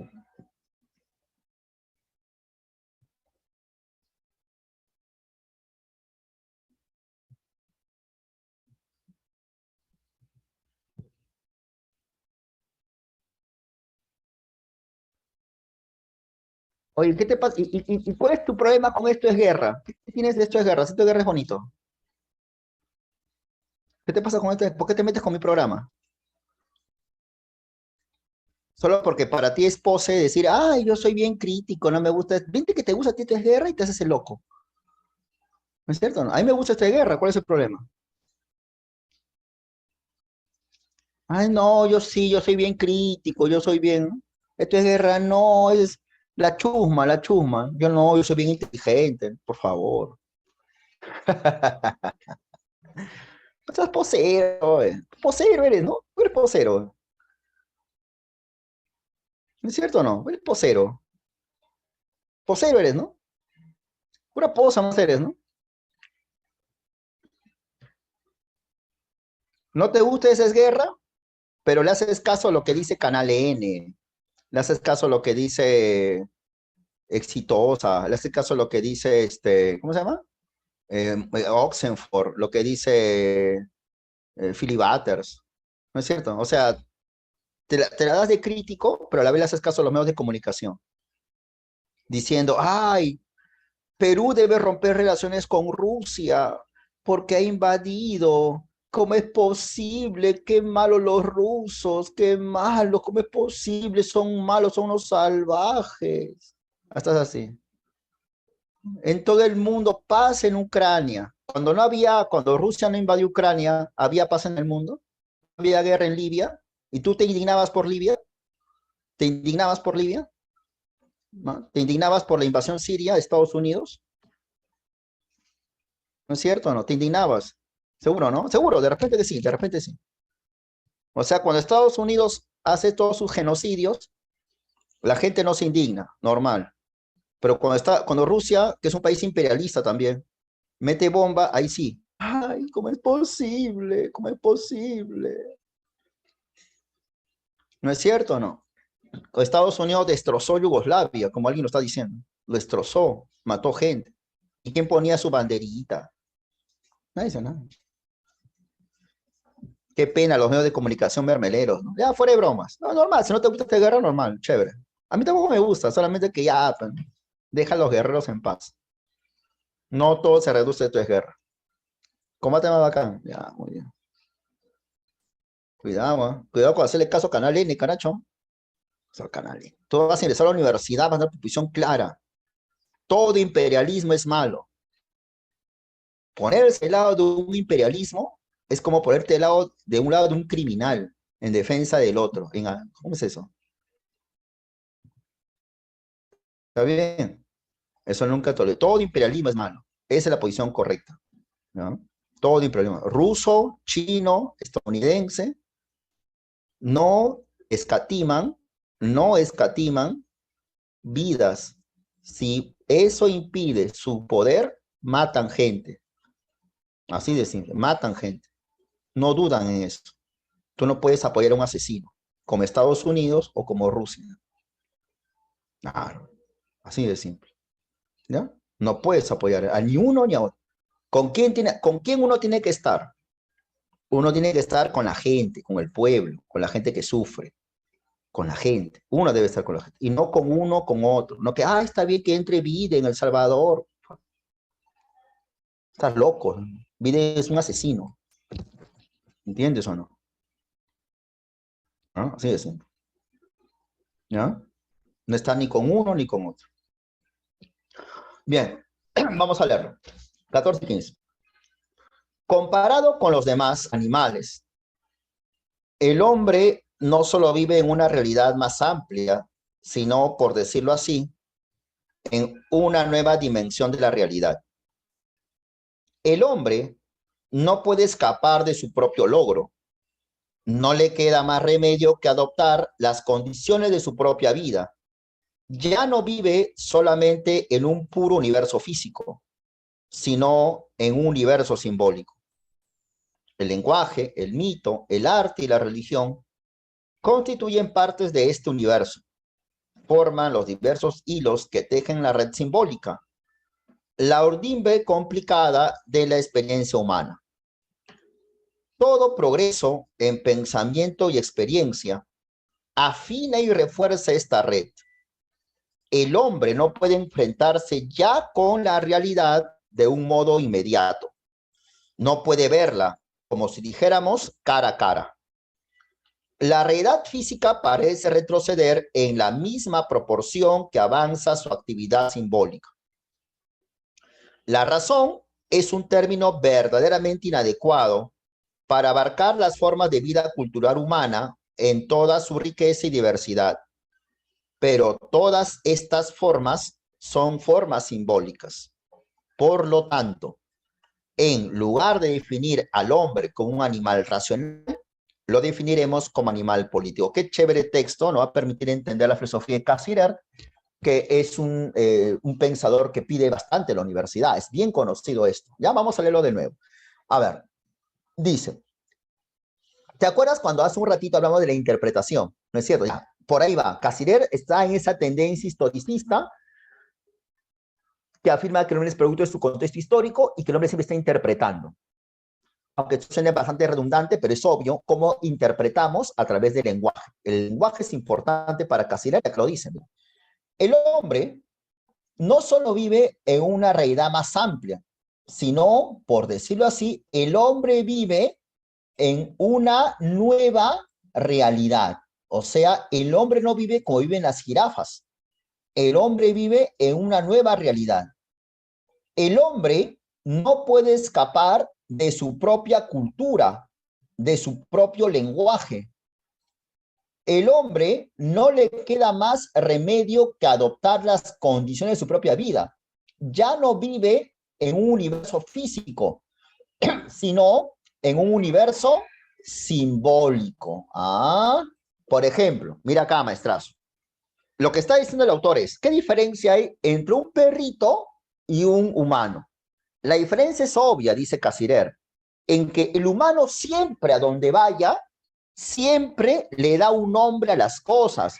Pizarra, pared, piso, mueble, color azul, blanco, techo, puerta, ventana, casa, vecino, polo de Bonex, Academia Bonex, ciclo San Marcos, repaso. O sea, siempre no está significando algo. Lentes, audífonos, armario, mesa, celular, todo lo que te rodea, siempre tú lo significas algo, le das un nombre. Por tanto, entre el hombre y la cosa está un nombre. El hombre, por tanto, no accede directamente a la realidad, sino que entre tú y la cosa que te rodea existe una palabra. Mesa, armario, puerta, mamá, papá, computadora, televisor. Siempre, fuera de bromas, cuando hablamos hace un rato sobre la guerra, sobre Rusia, imperialismo, entre quien habla y el objeto hay un nombre, ¿me puedo entender? Una palabra. Entonces, el hombre, por tanto, no puede escapar a eso, no puede ir más allá de su propio lenguaje. Por esa razón, a partir de ahí también aparece, estimada Meilín, aparecen los debates sobre el lenguaje, la filosofía del lenguaje, pues. Los debates sobre el aborto, lo que hablamos a su y fuera de bromas, ¿eh? Las chicas que están a favor del aborto, al no nacido le dicen montón de células, y los que están en contra del aborto le llaman bebé. Entonces, el problema del aborto puede reducirse, según algunos filósofos, como Wittgenstein, por ejemplo, en una cuestión de lenguaje, de cómo significan las cosas. Para algunos, lo que hace Rusia en Ucrania es una invasión. Para otros, lo que hace Rusia a Ucrania es un plan de defensa. Entonces son lenguajes y el hombre no puede escaparse de eso. El lenguaje, el mito, el arte y la religión son partes del mundo. Forman hilos que tejen la red simbólica. Todo progreso en el pensamiento crea más lenguaje. Todo progreso en el pensamiento y la experiencia crea más lenguaje. Por eso, ponte a pensar nomás, las últimas palabras o las palabras que se han creado en los últimos 10 años con respecto al uso de whatsappear, WhatsApp, ¿no es cierto? Chatear existía más antes, pero bueno, me acuerdo ahorita de whatsappear. Entonces, whatsappear es una palabra que se ha ido creando con el avance de nuestra experiencia. O sea, mientras más avanzamos en el tiempo, mientras más progresamos, creamos palabras nuevas. Ahora, el hombre, por tanto, no puede enfrentarse a la realidad de un modo inmediato. No puede verla cara a cara, claro, porque entre el lenguaje, entre el hombre y la realidad está el lenguaje, están las palabras. La realidad física recede en la medida que avanza el lenguaje. O sea, mientras más palabras creamos, nos vamos alejando de la realidad. La razón, por tanto, es una palabra inadecuada para abarcar tantas formas de vida humana. O sea, muchas veces, yo recuerdo bien cuando se le pregunta a un muchacho de un ciclo verano, un ciclo anual, ¿no? ¿Qué es el hombre? Un ser racional, profe, que piensa. Entonces, Casirer dice, no, eso de la razón ya está muy limitadita. El hombre es más que razón. El hombre es un ser que siempre está significando todo, que le pone nombre a todas las cosas. Esto es guerra, combate, Fujimori, Belaunde, Rusia, Ucrania. O sea, el hombre siempre está elaborando símbolos. Por tanto, en lugar de definir al hombre como animal racional, vamos a definirlo como animal simbólico. O sea, en resumen, lo que está diciendo Casirer es que, ¿por qué el hombre es animal simbólico según Casirer? Porque siempre, en todo momento, el hombre siempre está poniéndole nombres a todas las cosas. Y en la medida que avanza su cultura, elabora más palabras, más nombres. Y de eso el hombre no puede escapar. ¿Ya? Buena, ¿no? Por eso que el hombre no vive ya en un mundo natural, sino en un entorno creado por el mismo ser humano. ¿Cuál es la clave de la pregunta 14? Casa. ¿Cuál es la clave de la 15? ¿Cuál es la clave de la 15?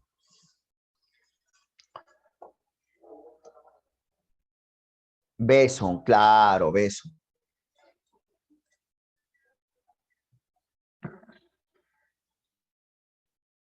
Ahí está. Bueno, el ser humano posee gran cantidad de símbolos que pueden ser de colores, siluetas o palabras que representan hechos, sentimientos, incluso ideales a alcanzar. Esto sucede ya que, como explica Kastler, el hombre que, buena, ¿cuál es la clave? Ve eso, interpreta, siempre. Es hermeneuta, Cassirer también. Claro. Vamos con el 17 y la 18. Este texto es chévere. Dice, el hombre es el único que no solo es tal como él se concibe, sino tal como él se quiere. Y como se concibe después de la existencia, como se quiere después de este impulso hacia la existencia. El hombre no es otra cosa que lo que él se hace. Pero, ¿qué queremos decir con esto? Sino que el hombre tiene una dignidad mayor que la piedra o la mesa. Pues queremos decir que el hombre empieza por existir, es decir, que empieza por ser algo que se lanza hacia un porvenir y que es consciente de proyectarse hacia el porvenir. El hombre es ante todo un proyecto que se vive subjetivamente, en lugar de ser un musgo, una podredumbre o una coliflor. Nada existe previamente a este proyecto. Nada hay en el cielo inteligible. El hombre será ante todo lo que habrá proyectado ser, no lo que querrá ser, pues lo que entendemos ordinariamente por querer es una decisión consciente, que para la mayoría de nosotros es posterior a lo que el hombre ha hecho de sí mismo. Yo puedo querer adherirme a un partido, escribir un libro, casarme. Todo esto no es más que la manifestación de una elección más original, más espontánea de lo que se llama voluntad.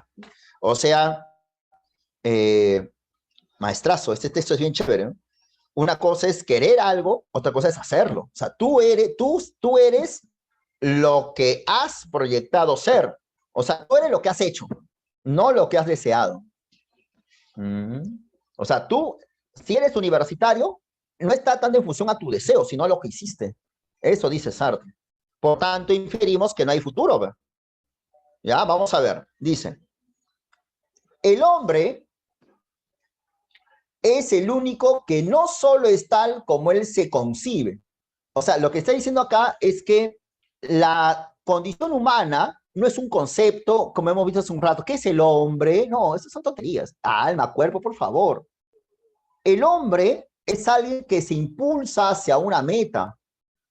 El hombre no es otra cosa que lo que él se hace. Si yo soy profesor, es por mis actos. Mis actos hicieron que yo sea profesor. Yo no nací con el destino de ser profesor, porque para empezar no hay destino. Entonces, si yo soy profesor, es porque yo me he hecho profesor. Más allá que haya deseado serlo, seguro, pero yo me hice profesor. Ahora, por eso que el hombre tiene más dignidad que una piedra o una mesa.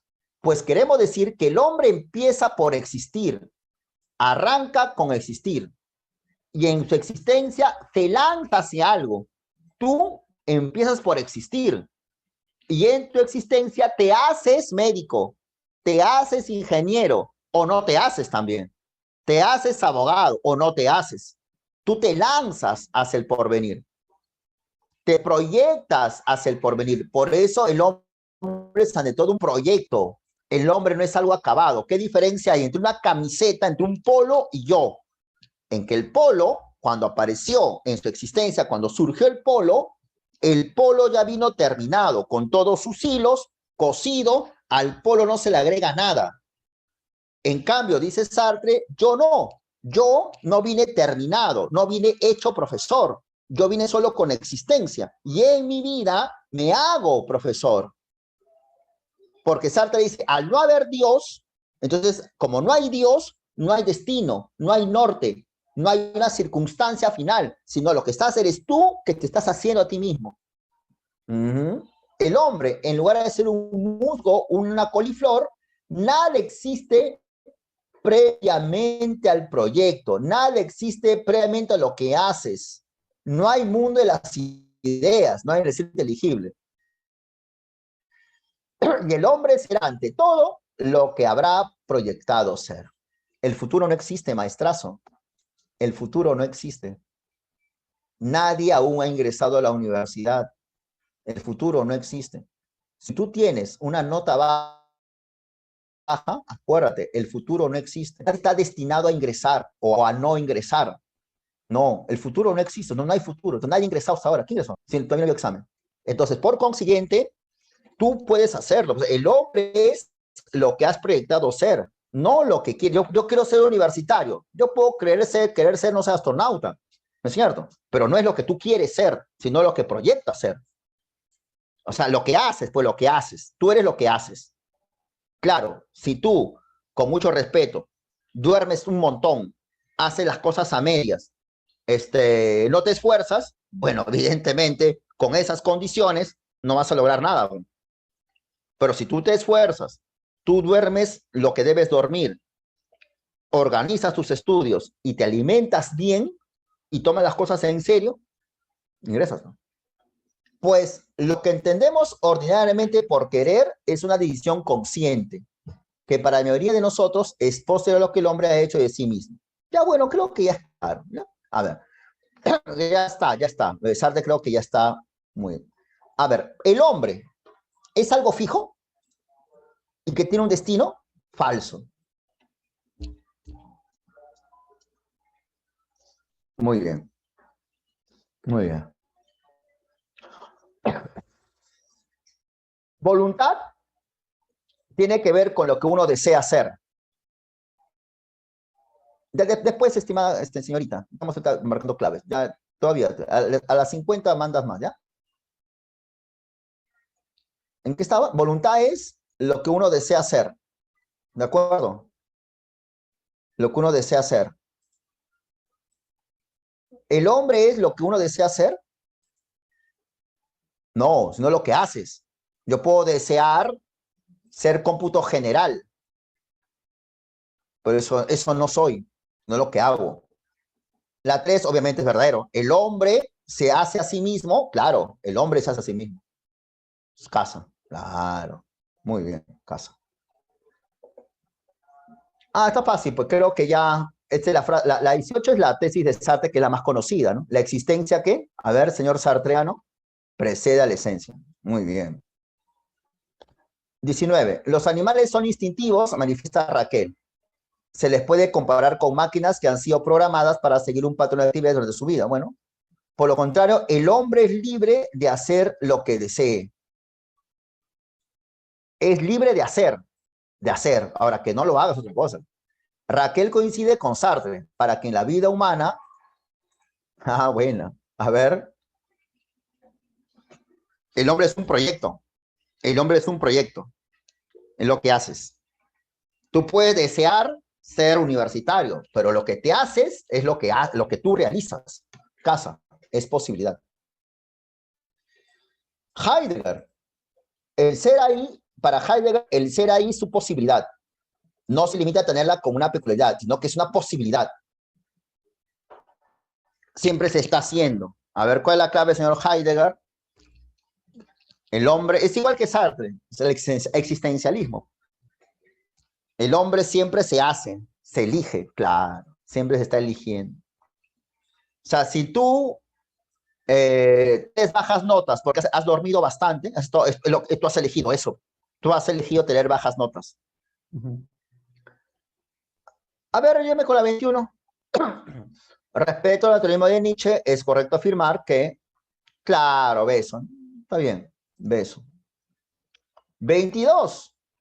A ver, respecto a Heidegger, a ver, el hombre es un poder ser, el hombre es un proyecto, la muerte es una posibilidad, el hombre es un ser predeterminado.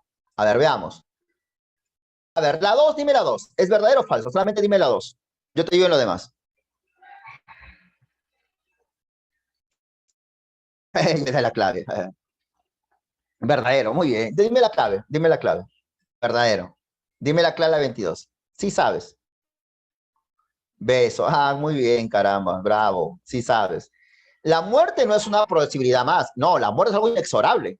No es que puede ser que me muera, puede ser que no me muera. No, la muerte es lo único cierto, dice Hayek. El hombre es un ser para la muerte.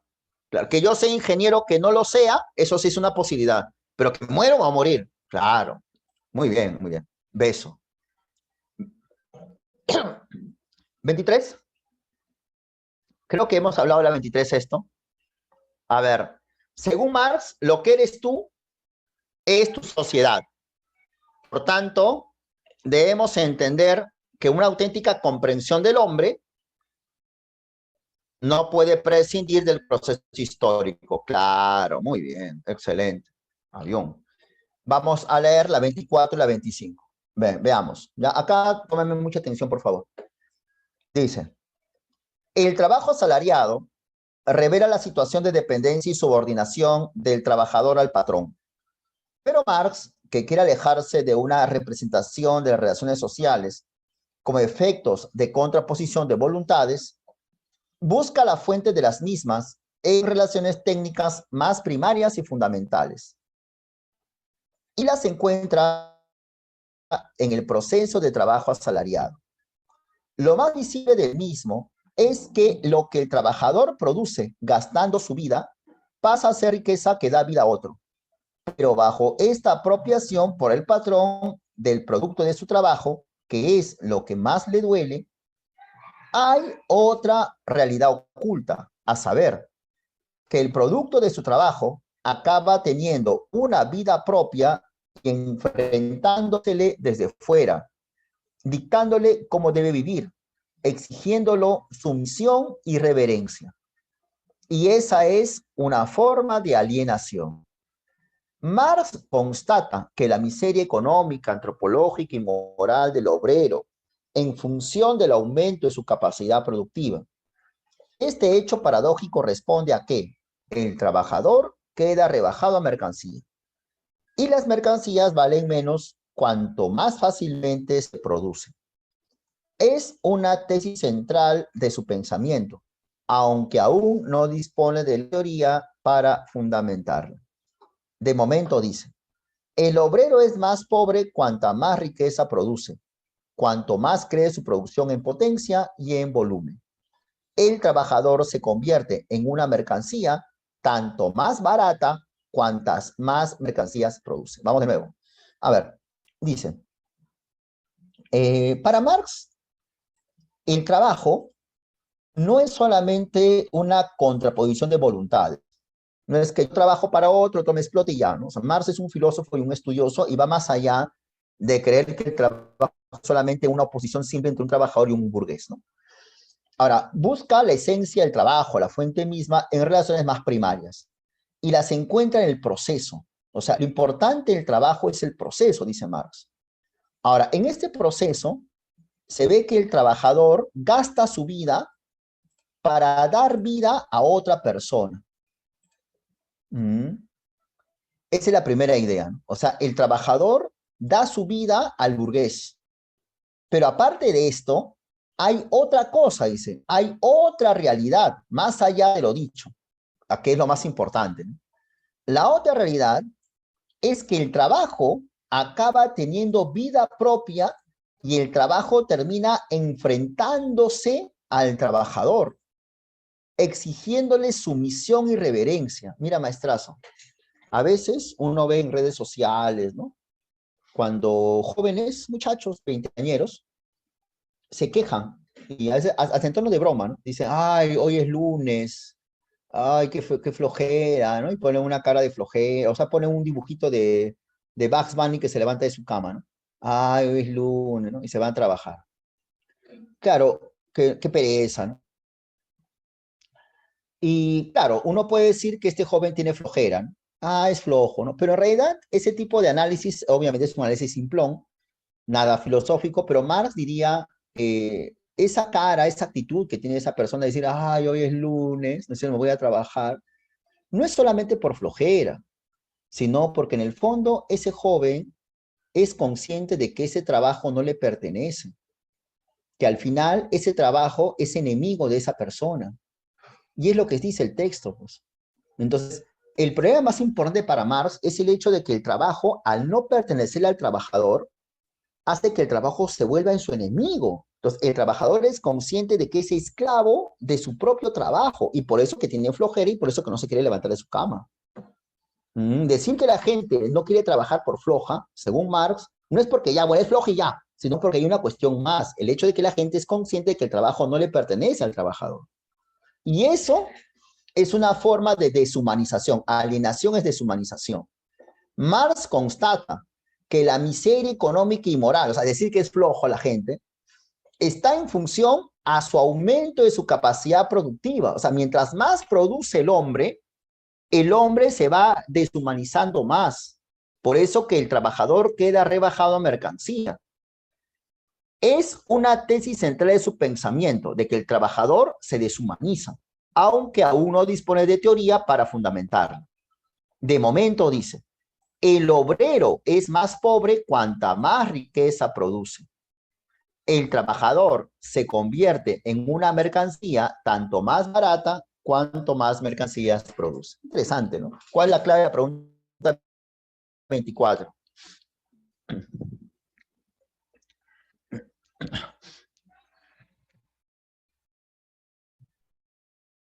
Claro, claro, claro. Muy bien. Viene la clave de la 25. Si una persona vive en función de la exigencia de su propio trabajo, podemos decir que, de acuerdo, claro, si el hombre vive esclavizado, ¿no? La 25 pregunta, si el hombre está esclavizado por su trabajo, entonces, según el marxismo, vive alienado, ¿no? Excelente. Bien, yo voy a hacer algunas preguntas. Te voy a hacer algunas preguntas fundamentales, ¿ya? Para que quede bien claro. ¿Ya? Excelente, hemos hecho todo, ¿no? Así vas a responder. ¿El profesor responde todas las preguntas del material? Sí. ¿No es cierto o no? Muy bien. ¿Qué estudia la antropología filosófica? ¿Qué estudia? Estudia las plantas, estudia el sufrimiento, estudia al hombre, estudia al ser humano. Muy bien, muy bien, muy bien. Muy bien. Los creacionistas, aquellos que dicen que el hombre fue creado por Dios, consideran que las especies no cambian. Decir que las especies no cambian se llama positivismo o se llama fijismo. Fijismo, claro. Los cristianos son fijistas, porque si Dios creó a Adán y Eva han sido los mismos desde ahora. Ese es fijismo. Los cristianos son fijistas. Descartes dice de que el hombre es alma y cuerpo. Por tanto, Descartes, ¿qué es? ¿Materialista o dualista? Descartes es alma y cuerpo. Dualismo, muy bien. Para Engels, ¿el hombre fue creado o el hombre evolucionó? Engels, que hablaba del papel del trabajo. Para Engels, ¿el hombre fue creado o el hombre evolucionó? Evolucionó. Muy bien. Ahora sí vamos con el quizzes. Tener presente que la profesora se demoró un poquito, ¿no? La profesora anterior. No, pues el hombre no vive en una guerra. No, pero es que la clave 24 me preguntas por la D. Es que no tiene nada que ver, pues. No tiene nada que ver con lo que estamos hablando. En la 24 lo que habla es acerca del papel del trabajo, de la alienación por el trabajo. Ya, entonces no habla, pues. Como no habla, entonces no es la clave. Entendiste la clase todo, ¿no? Ya, así hay que responder. Como Mayra lo hace. Si no, yo no vengo, ¿ah? No vengo, me hago huelga. Ya, vamos con el quiz. Vamos con el quiz. 20, ¿ah?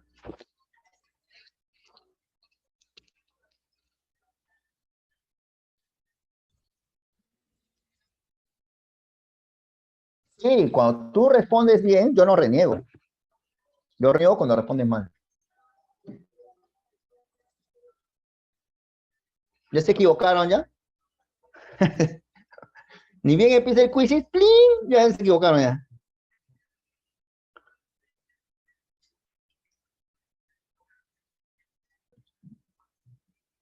¿O qué cosa marcan, ah? ¿Te equivocas? Descartes, ¿qué es? Un incorrecto. Ah.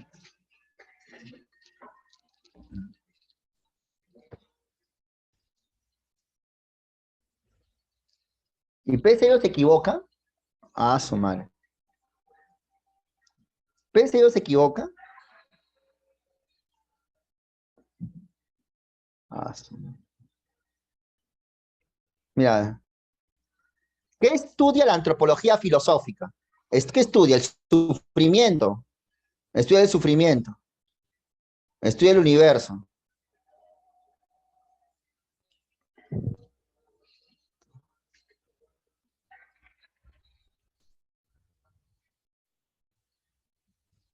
Oye, pues es el colmo, ¿ah?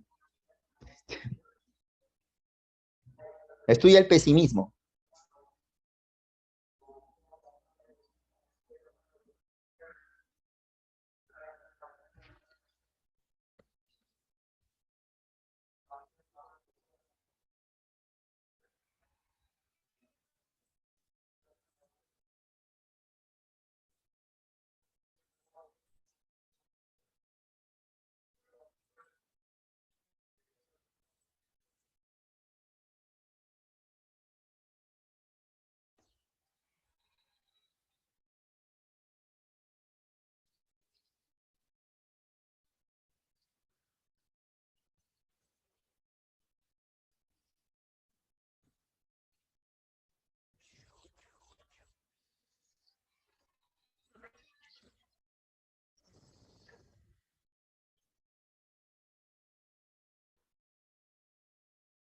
Oye, ¿cuándo empieza el examen de admisión? ¿La otra semana?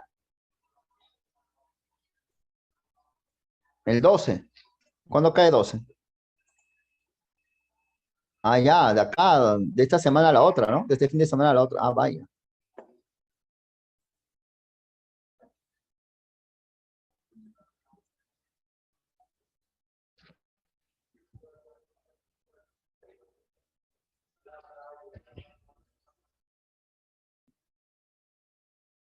No, yo no voy.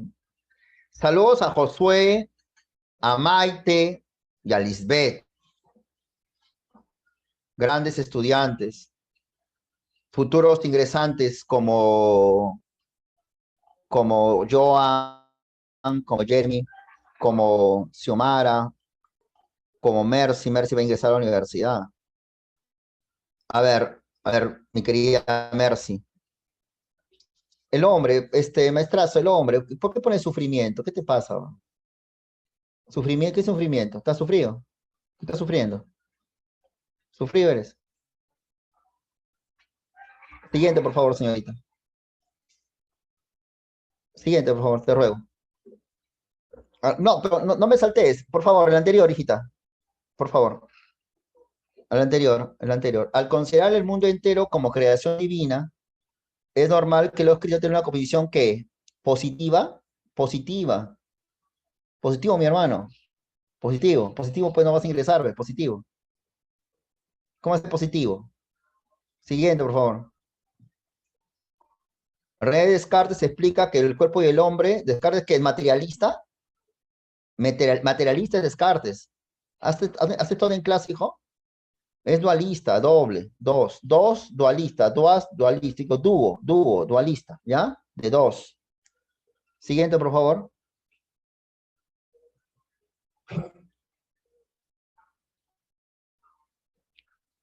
El hombre evolucionó.